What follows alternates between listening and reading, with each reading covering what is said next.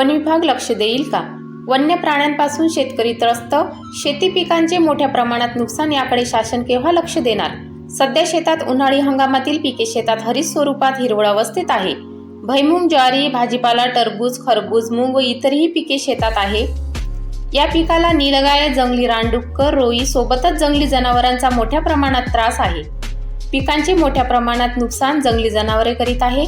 जंगली प्राण्यांपासून शेतकरी चांगले त्रस्त झाले.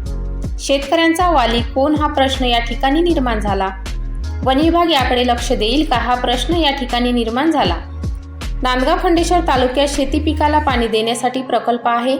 निमसाकळी प्रकल्प, चांदणी प्रकल्प, गणेशपूर प्रकल्प बेंबडा व साखळी नदी जवळील शेती वलितांच्या खाली आहे.